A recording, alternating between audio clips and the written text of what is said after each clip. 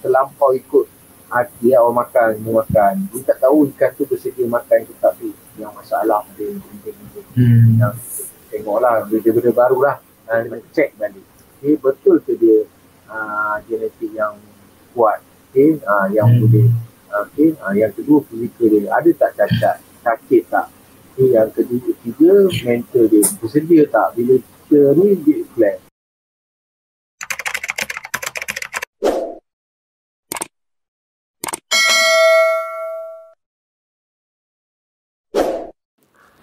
Hello guys, Assalamualaikum, welcome back to my channel. Pada anda bersampai dalam channel ini, saya Ashar Azmil. Pada anda dah subscribe channel saya ucapkan terima kasih banyak. Yang belum subscribe, boleh tekan subscribe, like dan share all my video jika anda berminat. Untuk video kali ini, macam yang saya pernah buat sebelum ni, saya dah record ataupun saya potong pendek-pendek beberapa part daripada kita punya YouTube ataupun YouTube live sharing dengan Faan Beta. So ada beberapa part yang kita tertinggal, iaitu part breeding lah. Part breeding ni sangat panjang, jadi kita akan tengok sama ada mungkin part breeding kali ni kita akan buat part 1 and lepas ni kita akan buat part 2 lah. Jadi korang kena tengok lah sampai habis. Siapa yang nak ulang kaji, korang boleh tengok video ni, ataupun kalau korang nak tengok secara panjangnya, korang boleh terus tengok je dekat bahagian live dekat saya punya YouTube, and just tekan video tu and korang boleh tengok balik. Tapi panjang lah. So saya dah cut ni dalam bahagian-bahagian yang kita buat, right? So tanpa kita bazir masa lagi, kita akan mempersebarkan pada dah sebelum ni lah. Jadi korang boleh tengok lah saya punya recording dekat sebelum ni punya video ataupun sebelum ni punya live sharing, right? So dipersilakan.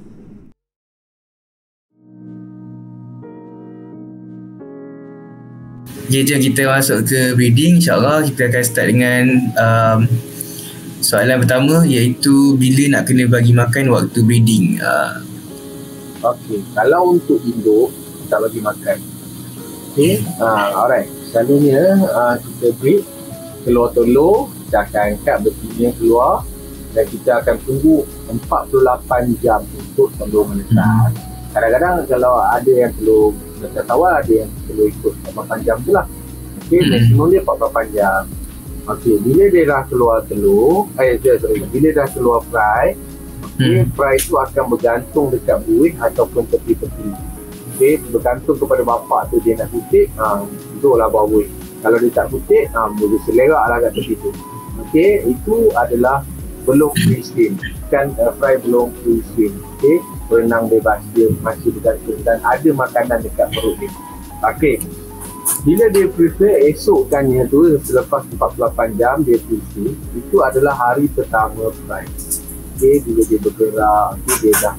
Lalu kalau ikan macam ni kan, bila dia menegak macam ni, dia tak free swim. Bila dia macam ni, bergantung pada, tengok pada skrin, dia tak berenang lagi. Bila dia free swim, dia akan keluar daripada buih, dia akan berenang. Ini belum free swim, ini bergantung pada buih. Yes. Alright. Bila dia bergantung, bila dia dah berenang, itu adalah hari pertama dia. Masuk hari kedua, dia masih berenang dan ada lagi makanan pada perut dia. Kalau kita nak tengok macam ada makanan ke tadi, kita kena beri dalam kaca lah, tank kaca. Tengok fry itu ada makanan ke tak. Nanti cikgu dah cakap ni, cikgu dah make sure biasanya hari ketiga ataupun hari keempat mungkin dia akan terus di atas kempes. Bila kempes tu baru kita sediakan makanan, betul-betul kempes lah. Kempes dan perlukan makanan, dia pun dah bergerak, sangat aktif, dah bersedia. Hari keempat lagi biasanya bagi makan. Kita bagi makan biji acidic dia. Sebab apa? Kita takut berlakunya kotoran dalam air. Sebab dia bukan boleh kejar, dia tak boleh fry ni, dia tak boleh makan bekerja terlalu laju. Makan itu tak. Makan apa yang ada kat tepi-tepi dia. Dia tak berenang sikit-sikit pergi, dia tambah. Sebab dia air berkocak pun boleh menyebabkan dia mati. Air berkocak sebab dia sangat lemah, kecil kan. Jadi dia akan bagi makan sikit je. 2-3 titik je. Sebab bekas air, tengok dalam bekas air. Esok kita tengok balik telur balik. Apa jadi makanan tu tak habis, kita biar dulu. Jangan bagi lagi. Kalau maksudnya ikan tu tak makan lagi, itu boleh bahaya. Air boleh kotor lagi. Jangan terlalu banyak. Makanan ni paling penting. Ada orang terlampau ikut hati awak makan, dia makan. Dia tak tahu ikan tu bersedia makan ke tak tu. Yang masalah dia. Yang tengoklah benda-benda baru lah. Macam cikgu lah kan. Cikgu pun ada masalah tu. Baru kita pun baru figure out. Yes.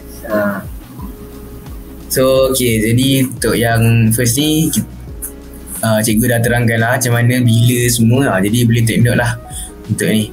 Alright, so kita kepada next soalan, iaitu makanan apa yang sesuai. Rasanya dah banyak kali dah kita cakap tadi, tapi mungkin dia nak rujuk kepada ni kot, induk kot. Okay, induk tu biasanya bila ni dah masuk hari kelima insting tu kita angkat bagi makan lah. Tak ada masalah induk tak makan selama seminggu, tak ada masalah. Kalau ikut kita breed, mungkin dah dekat seminggu dia tak makan. Sebenarnya imuniti badan dia lagi kuat kalau dia tak makan. Tak, baru kita bagi makan seminggu, insyaAllah.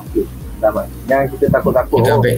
Anak tak makan tak apa, bapak kena makan. Bagi makan bapak, habis semua fry kena makan. Ya tu, betul. So bagi pellet dah lepas dah angkat tu, bagilah pellet ke kutu ke. Tak ada masalah pun. InsyaAllah, ikan tu ikan fighter tu. Okay, ni soalan daripada seorang follower kita kat IG. Saya dah 3 hari breeding tapi tak ada telur. Apa sebab breeding tak jadi? Macam cikgu cakap yang mula-mula tadi, kita ada 4 faktor: genetik, fizikal, mental dan juga makanan.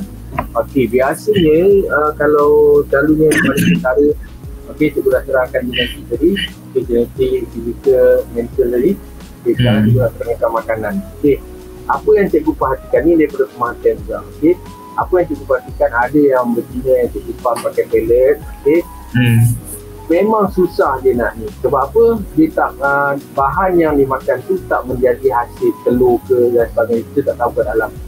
Dan sebenarnya memang susah dia nak picit telur. Kadang-kadang tu memang tak boleh picit pun. 3 hari tinggal dalam tu pun tak ada dia telur. Selalunya pemakanan. Kalau kita bagi makanan natural dia, untuk betina lah especially, kita bagi kutu air, pam kutu air 2 minggu, kita beri. InsyaAllah jadi. Itu yang pertama. Kita tak cerita pasal genetik dia tadi, kita tak cerita pasal fizikal dia tadi, kita tak cerita pasal mental dia tadi. Ni makanan saja. Kita kena tengok 4 faktor ni. Jangan kita memang ikan apa pun kita cross, banyak je orang buat cross jadi. Tak ada masalah sebenarnya. Kita kena back to basic. 4 perkara ni breeding yang boleh. Ikan mesti genetik yang baik. Anak sulung, dia pun baik, warna baik, form baik semualah. Dan dia sihat. Yang kedua, dia sihat, tak cacat dan tak sebagainya lah. Yang ketiga, mental dia berani dengan kita, dia main dengan kita, dengan apa-apa pun dia play, dia sentiasa bersedia, tukar air pun tak mabuk, dia steady, mental dia pun power. Jadi dia tak ada masalah. Betina ke jantan ke dalam macam tu, dia tak ada masalah. Terus lipat macam tu. Alright, macam gambar dia tak ada masalah. Dia memang bersedia untuk mengawan. Dia bersedia untuk melepaskan telur. Itu yang paling penting. Ikan sihat. Tapi benda ni betul tak lah yang pasal makanan tu? Memang setakat ni breeding yang saya punya tak jadi, semuanya mostly sebabkan betina ni saya bagi makan pellet.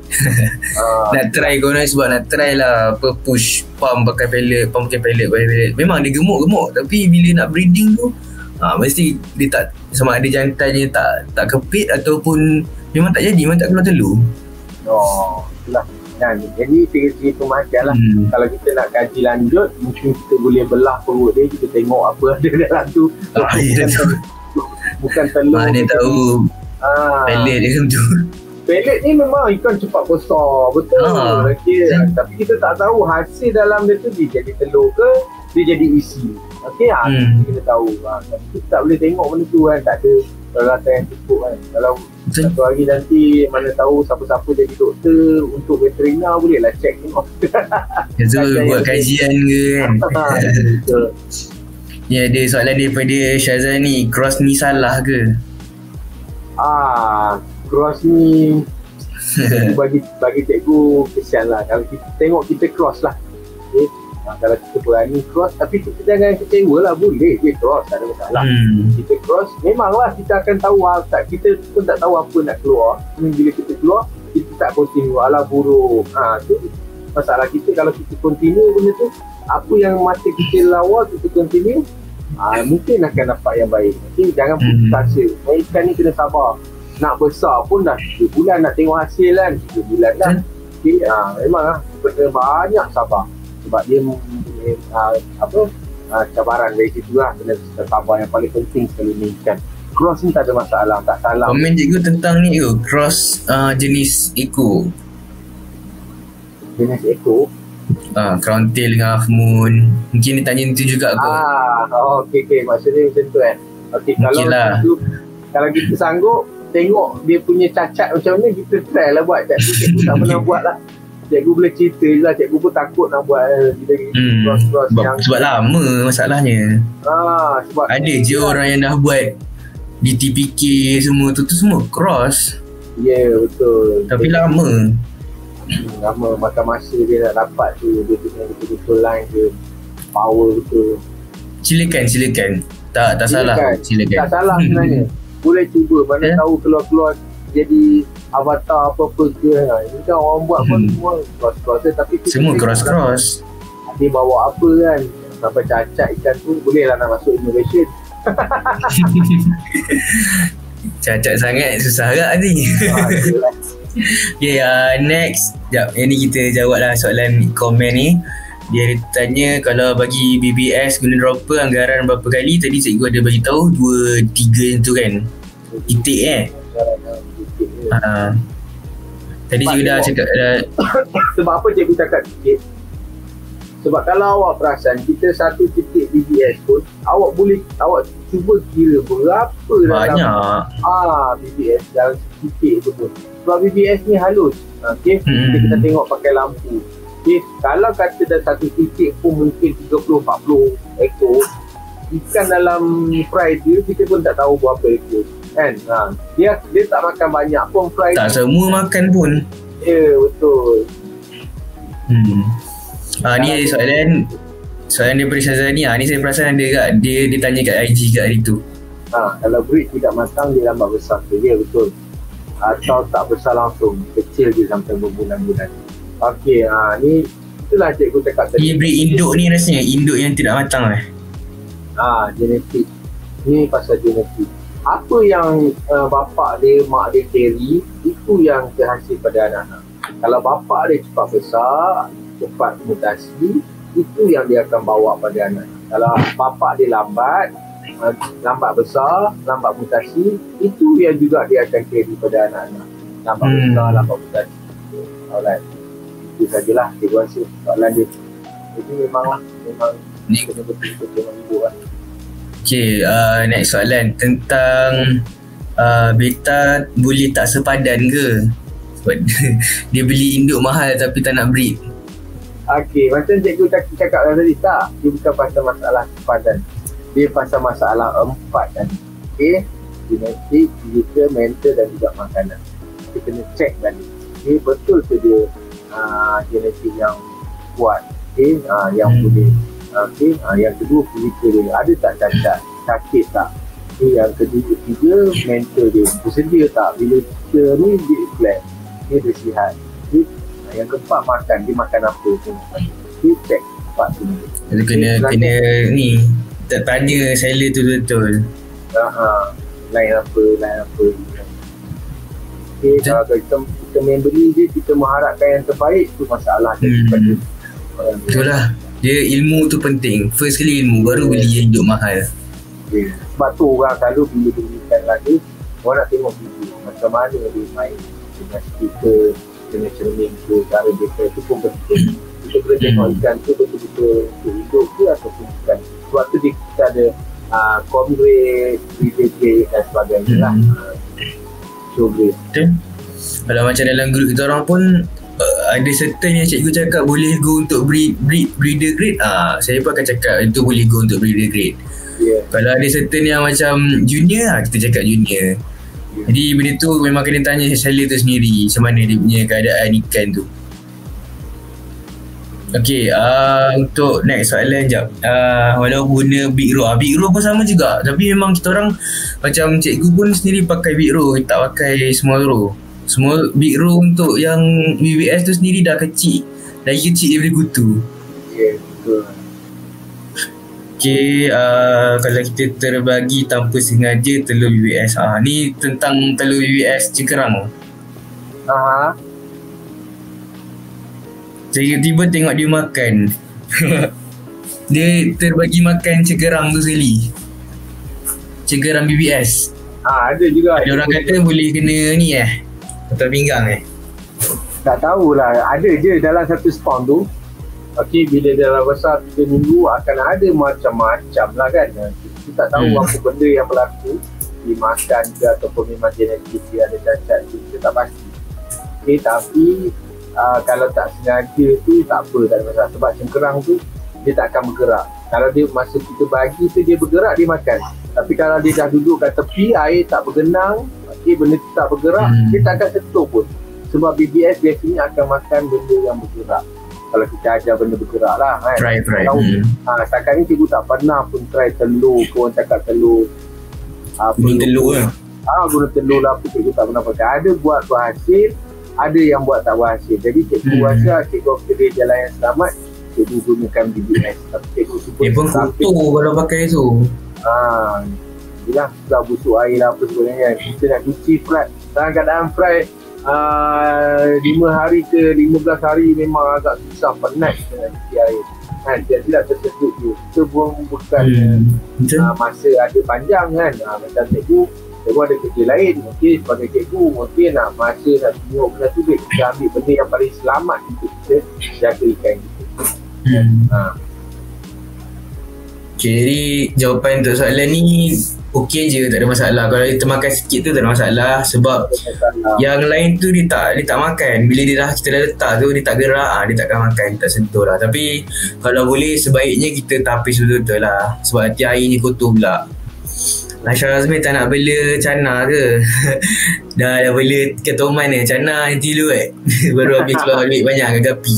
Ada nanti cikgu bagi kat Acap cana di patah. Okay, boleh tunggu konten. Okay, next soalan. Okay, so tadi dah secara induk dah cakap bila nak kena angkat induk. Tadi cikgu ada cakap 4 atau 5 hari 4 hari tu 4 hari atau 5 hari lah. Okay, betul. Angkat terus letak dalam growing tank yang fry tu. Okay, so soalan yang seterusnya. Ni soalan daripada Farizul Arif rasanya. Ni input kita nak bagi daripada cikgu. Cikgu nak terangkan tentang perbezaan. Okay, alright. Okay, bagi cikgu lah kan. Quantity equal to quality. Okay, kalau contoh quantity kita tengok kan negara China, kita tengok sukan pergi ke sukan lah ini. Okay, negara China ni dia besar, rakyat dia ramai. Okay, bila sebut pasal sukan ni, rakyat dia sangat banyak persaingan nak merebut menjadi wakil China ni. Sebab dia rakyat dia ramai. Sebab tu dia melahirkan atlet yang berkualiti. Tengok Olimpik berapa abad dah China pegang. Amerika pun ada rakyat yang sangat ramai.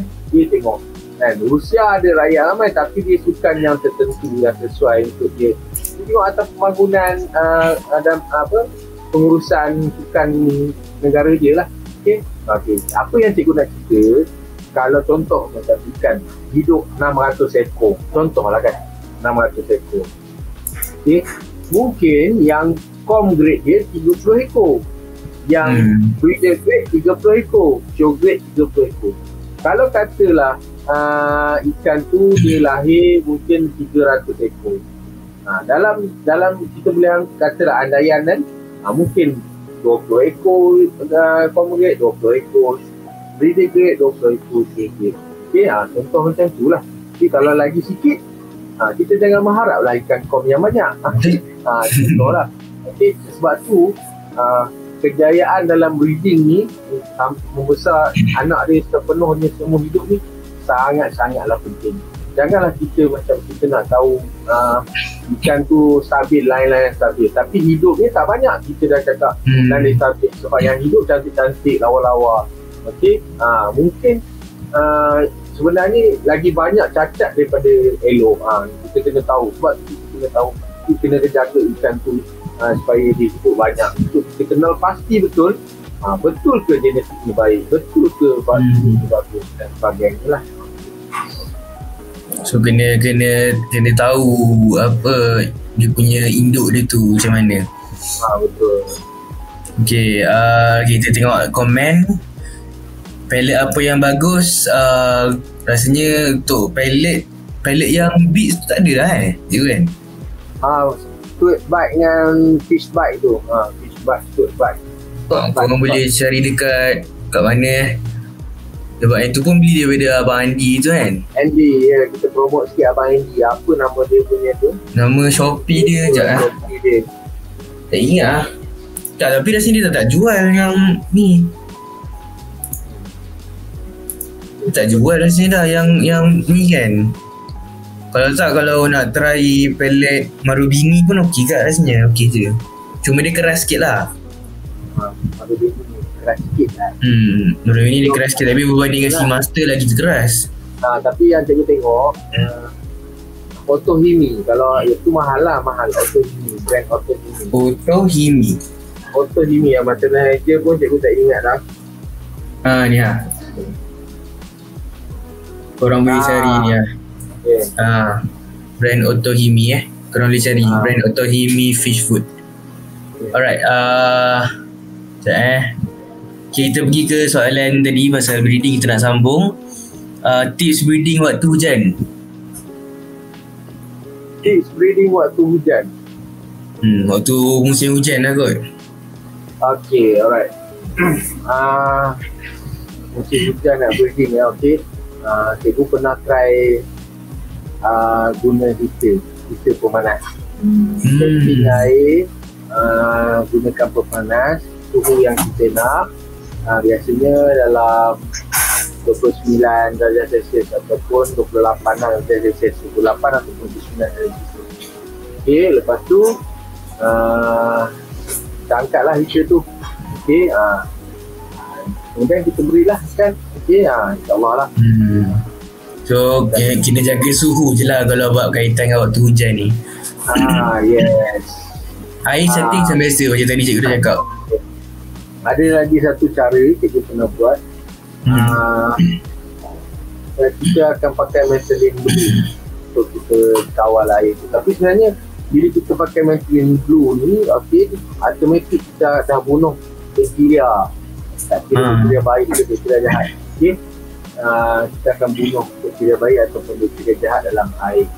Okay, tapi sebenarnya kalau kita pakai, sebab tu siapa yang pakai methylene blue dia kena persedi air yang banyak lah, cepat dia pindahkan fry. 5 hari dia dah masuk bekas besar dah. Dia pakai ubat methylene blue, ubat biru yang paling sesuai setakat ni. Dia pakai M2 ni kan. M2 ni, okay, bila kita nak pindahkan ke pembesaran pada musim hujan, kita akan titik, tapi ikut sukatan lah, jangan kita ni titik perak. Kalau nak pakai NFC pun boleh kat kan? NFC, yes, boleh. Tapi kita kena pakai ikut sukatan lah, macam methylene blue yang cikgu ini tahu 1.5 liter 1 liter titik. Okay, kita kena lah betul-betul berapa liter kita pakai air tu. Kalau terlebih pun masalah, terkurang pun masalah. Betul, kena teliti. Penelitian ni penting lah sebenarnya. Ada orang kata agak-agak je, tapi kalau agak-agak mati, pening tak teragak-agak nanti. Masalah tu lah masyarakat kita kan.